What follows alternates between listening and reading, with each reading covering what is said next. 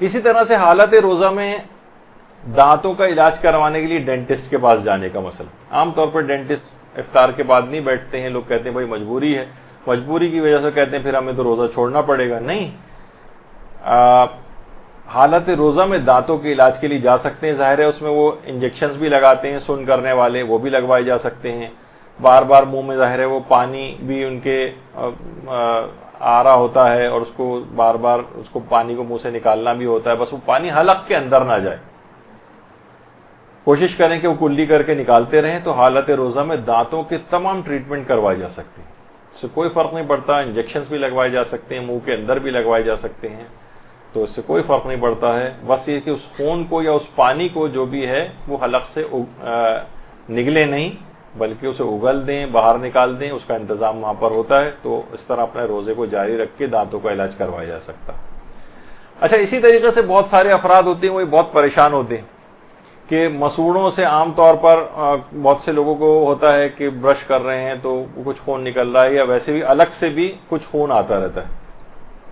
تو دیکھیے، اگر یہ عمومی حالت کا بھی مسئلہ ہے، آیت اللہ سیستانی فرماتے ہیں کہ اگر مسوڑے سے نکلنے والا خون اتنا معمولی ہے، یہ عمومی حالت کا بھی روزے کو بھی چھوڑ دیجئے، اتنا معمولی ہے کہ وہ خود ہی آپ کے لعاب دہن میں گھل مل کے ختم ہو رہا ہے. استہلاک ہونا جسے کہتے ہیں، مستہلک، یعنی وہ اپنی یعنی گھل مل کے بالکل ختم ہو رہا ہے، تو اس کو نگل بھی سکتے ہیں اور منہ کو پاک کرنے کی بھی ضرورت نہیں. حتیٰ کہ منہ میں سے اگر کوئی خون آ جائے اور وہ زیادہ مقدار میں ہو تو ظاہر ہے پھر اس کو نگل نہیں سکتے. زیادہ مقدار میں خون نکل رہا ہے، مثلا کسی کا دانت ٹوٹ گیا اور زیادہ مقدار میں خون نکل رہا ہے، تو بس اس خون کو منہ سے تھوک دیں، منہ کو اندر سے پاک کرنے کی بھی ضرورت نہیں ہوتی. آغا سیستانی فرماتے ہیں، یعنی عمومی حالات کا میں بتا رہا ہوں. عام طور پہ لوگ بہت پریشان ہوتے ہیں، بہت سے لوگ اتنا پریشان ہوتے ہیں کہ صاحب نے باقاعدہ یعنی مسئلہ پوچھا، وہ سخت پریشان تھے.